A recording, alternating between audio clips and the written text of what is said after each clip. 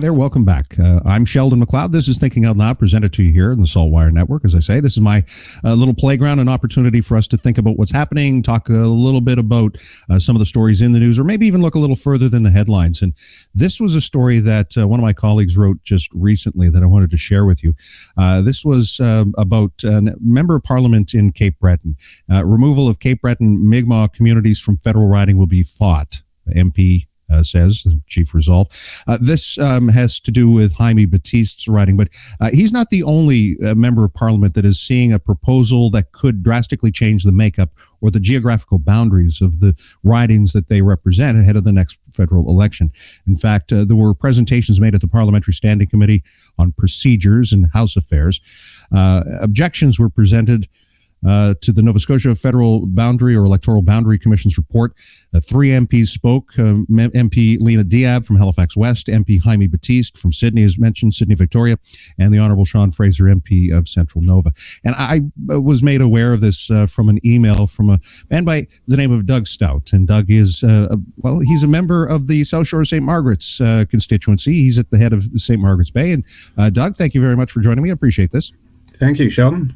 And where does your background lie? How did you come to this issue? What is it about this that had your ears perking up and you reaching out? Well, I'm a longtime resident and volunteer for head of St. Margaret's Bay and the St. Margaret's Bay community. Lived here since I was 7 with a brief exodus to Ontario for a few years. And we caught wind of this, and I have recently, I've semi-retired and recently joined the EDA for the federal riding here, the Liberal. So we were following this boundary issues as we would normally would.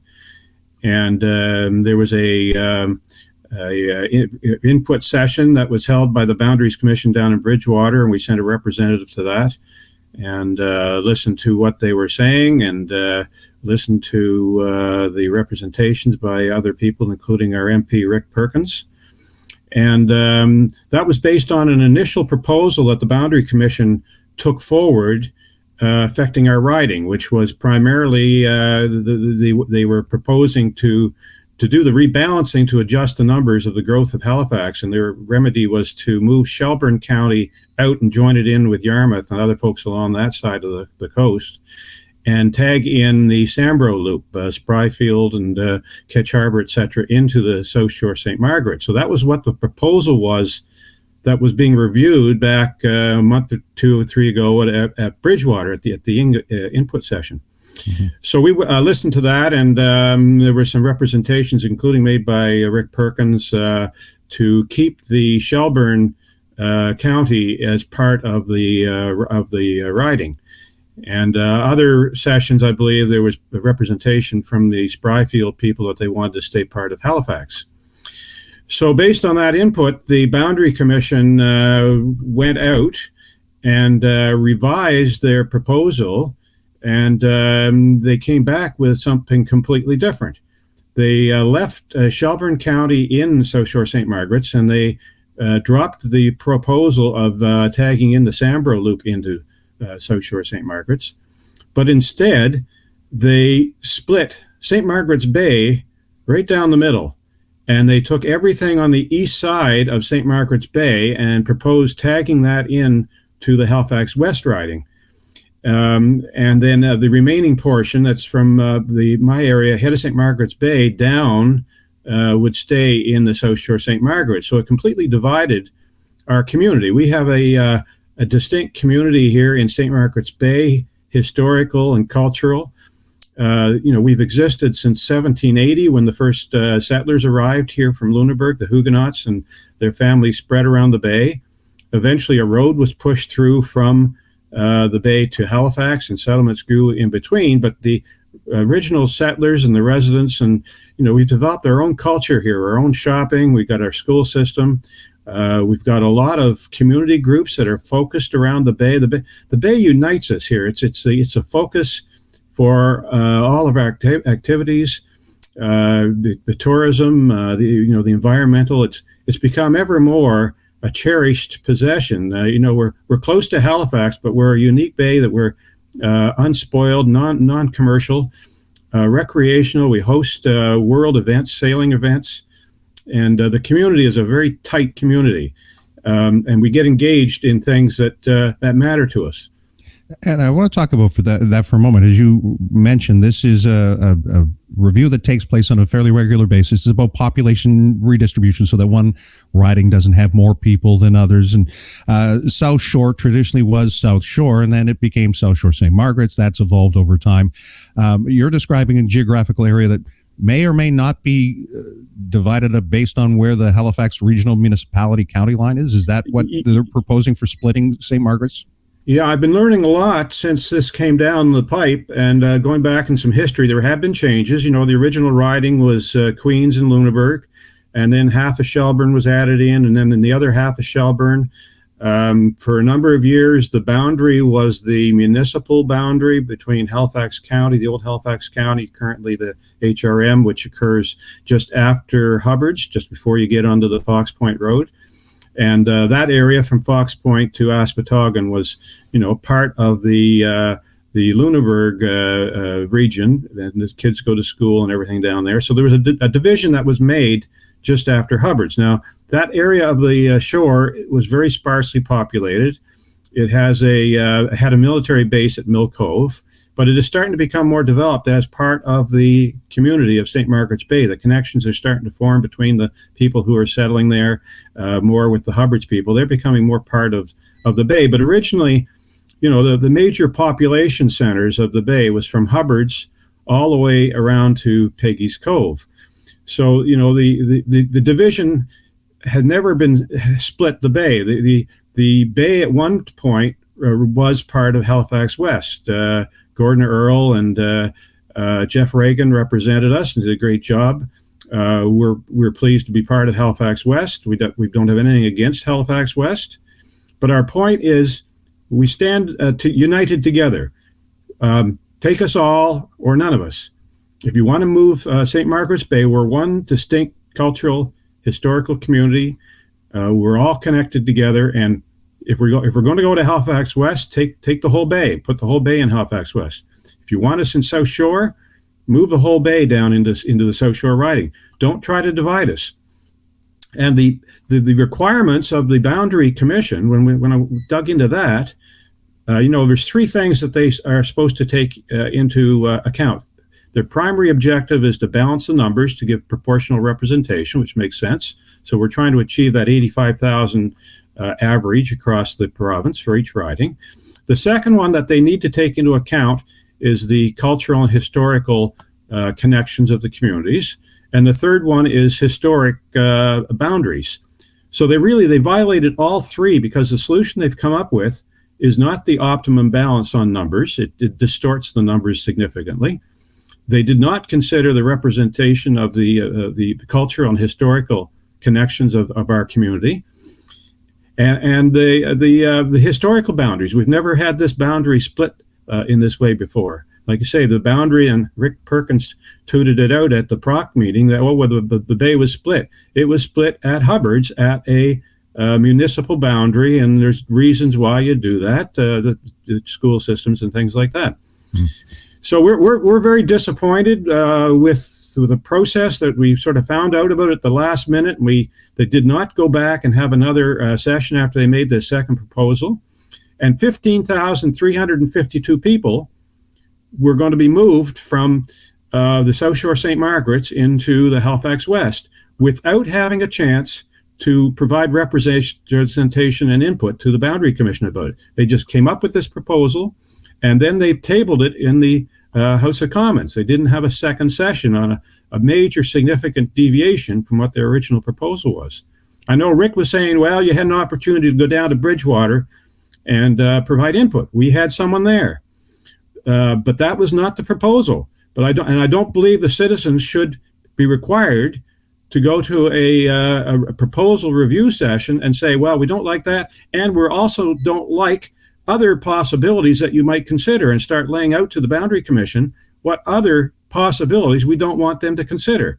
That's up to the Commission. The first proposal should go out, be reviewed, take the input, and minor adjustments. Okay, if you're going to move to take a boundary, a municipal boundary or something, or a river that's a mile away, a few houses affected. Okay, makes sense. But not for 15,352 people and dividing a community of interest. Not acceptable. And we're very disappointed in our MP, Rick Perkins. He thought this was a done deal. I think he wanted it to happen. We don't know what he submitted. We know what he said at the Boundary Commission. He made a statement that he found the riding large to deal with. He wanted Shelburne in. He found the riding large to deal with, and he said he did not see the connection between communities like Upper Tantallon and the rest of head of St. Margaret's Bay. This is astounding. This MP lives in St. Margaret's Bay. He lives in Ingrimport. He should know, if he represents the people here, that we are a community. Now, why didn't he suggest we go back to the municipal boundary the way it used to be down in Hubbard's? He lives in Ingrimport. That would have put his house outside of his home riding.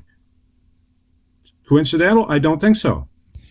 You know, this is a difficult topic to get people to pay attention to. People are disengaged from the political process. You were quite open about the fact that you're involved, if I'm not mistaken, with the Liberal Party Association for the riding of South Shore St. Margaret's. Yes. So this and your criticism of the Progressive Conservative member, the Conservative Party of Canada member who currently represents you, we need to ask the question, are you politically motivated in your, disagreement with this decision? Yeah, Sheldon, there's federal boundaries would have political implications, okay?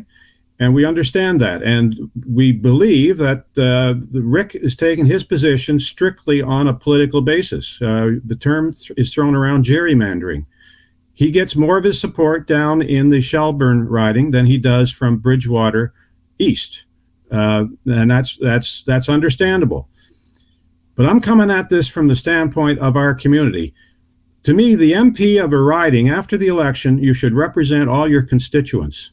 You shouldn't then start trying to do things like gerrymandering to try to create things better for you during the next election. You are the representative of everybody, however they voted and however they're leaning. The next election, they may all go the other way.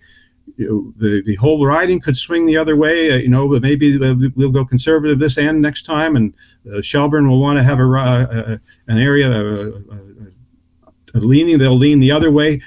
Ridings, people vote back and forth, but your boundaries matter. Your basic fundamental of the Boundary Review Commission is to consider communities of interest and historical significance, and that should be taken into account. And I'm primarily a volunteer in this community. I've been here for years. I'm involved with the local community groups, our community center, our recreation association.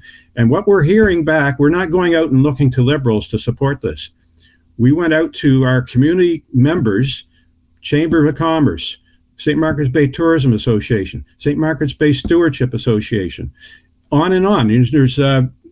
We're up to 19 groups, and there's the letters of support are still coming in from people I don't know. The word is spreading, and that's the other thing. This was never communicated to anybody. It was buried in the reports, and we just found out about it by looking through the layers of report to get past what they had originally as their proposal to get to their conclusion.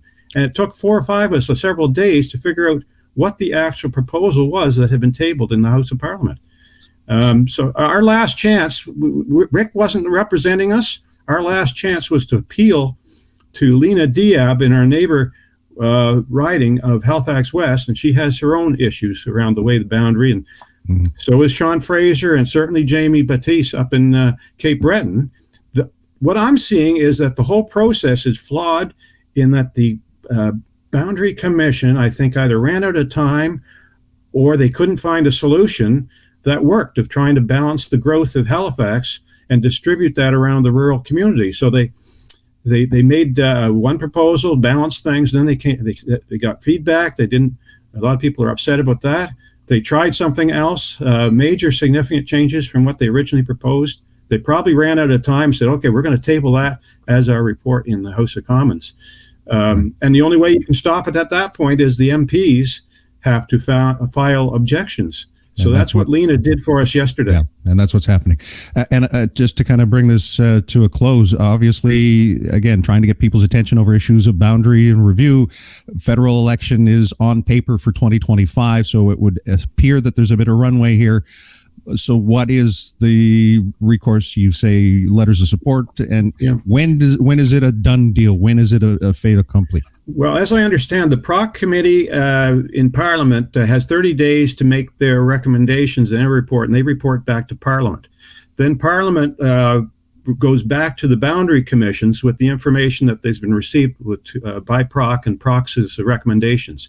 What we are asking is that either the boundary commission go out again because of the significance of their proposed changes and gather input from the affected citizens, or just go back to the status quo. The status quo worked. You could make minor adjustments to it to adjust for the growth in the Halifax area, but there was no reason to adjust South Shore St. Margaret's. The numbers were not outside of the plus or minus 25%. And if you're going to kick the can down the road, they mentioned in the report, you're going to have to deal with the growth in Halifax sometime.